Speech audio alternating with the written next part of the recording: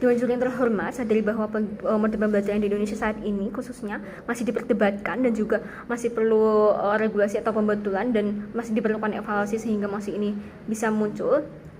Dan dari adanya satu sekolah tersebut terdapat problem, yaitu adanya hasil pendidikan yang kurang maksimal, dan hal ini perlu diatasi dengan membentukkan sistem pendidikan yang perlu dibentukkan lagi untuk menyiapkan masa depan siswa. Tapi sebenarnya itu mari kita karakterisasi model pendidikan di sisi kami. Jadi model pendidikan sisi kami yaitu kelasnya terstruktur dipimpin guru, fokus mendengarkan guru, dan mata pelajaran akan terpisah. Dan poin yang ke B itu anak 14-18 tahun, mereka itu siswa menengah, mereka masih labil, punya hasrat eksplorasi dan rasa ingin tahu yang tinggi sehingga perlu diarahkan dengan validitas untuk menjadi pedoman untuk menjawab ketidaktahuan mereka atau keraguan atau keingintahuan. Dan masa ini merupakan masa yang krusial untuk menentukan masa depan siswa. Karena apa? Karena setelah masa menengah mereka akan melanjutkan entah untuk pekerjaan atau ke jenjang pendidikan yang lebih tinggi, yang mana itu juga diperlukan jam terbang atau diperlukan masa adaptasi sebelumnya. Lalu menuju pada stance kami, sehingga stance kami ada untuk memiliki pendidikan klasik, dan goal kami untuk menyesuaikan model pembelajaran yang paling sesuai untuk siswa menengah.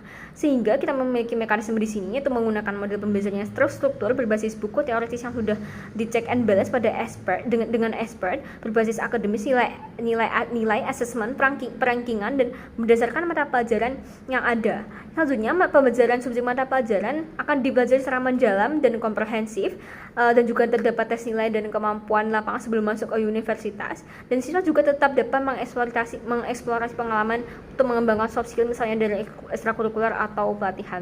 Sekarang menuju pada argumen yang pertama, kenapa ini terjustifikasi, dan kenapa model pendidikan klasik itu penting.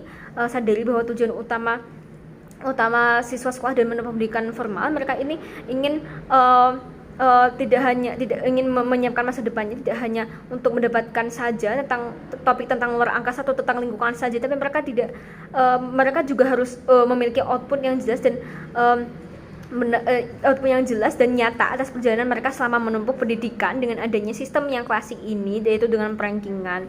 Selanjutnya argumen yang kedua itu praktikal atau impact. Poin yang pertama yaitu poin yang pertama yaitu mengapa sistem pendidikan klasik itu lebih baik untuk anak 14-18 tahun.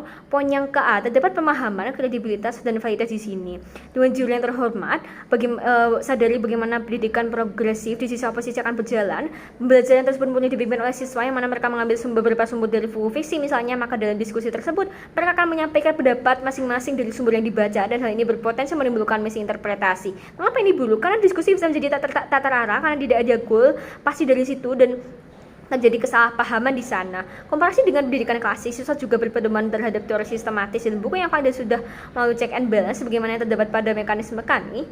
Dan maksudnya kenapa sumber yang kredibel itu perlu? Karena pada dasarnya segala hal yang terjadi dalam kehidupan memiliki suatu pola yang terstruktur, yaitu menjelaskan asal mula atau kausalitas mengapa suatu hal bisa terjadi, dan tanpa adanya pedoman siswa akan bingung dengan adanya misinterpretasi dan bingung dan adanya kelabilan mereka karena mereka tidak mengetahui secara teoritis tentang terjadinya suatu hal.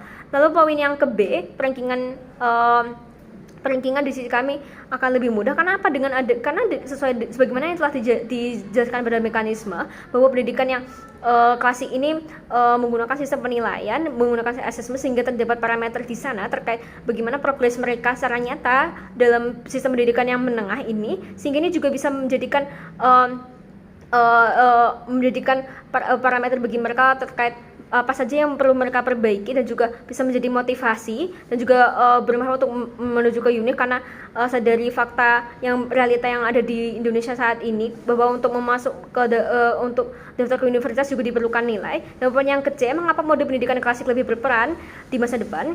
Karena kita mendalam secara komprehensif bekal teori dan prinsip, dan kalaupun di sisi oposisi tetap ada akademis, di sisi kami tetap akan lebih baik. Karena apa? Kan di sisi kami kita memulai pendidikan akademis mulai dari siswa menengah, sehingga mereka akan mendapatkan jalan terbang lebih tinggi dari siswa menengah ke UNIF jika mereka ingin melanjutkan ke UNIF. Dan sistemnya di mekanisme juga akan bisa membantu mereka. Karena apa? Karena ketika mereka ingin masuk ke dalam universitas juga diperlukan tes kemampuan di lapangan, jadi tidak hanya nilai saja tapi mereka juga bisa benar-benar melanjutkan masa depan sesuai dengan kapabilitas mereka. Dan yang terakhir terkait sustainability di Indonesia tetap tidak apa-apa karena selama ini Indonesia menerapkan sistem pendidikan klasik dan ini dan kalaupun mengganti model pembelajaran akan sulit karena adanya nilai dan pandangan dari masyarakat yang sudah berjalan bertahun-tahun, sangat menjadi proposisi.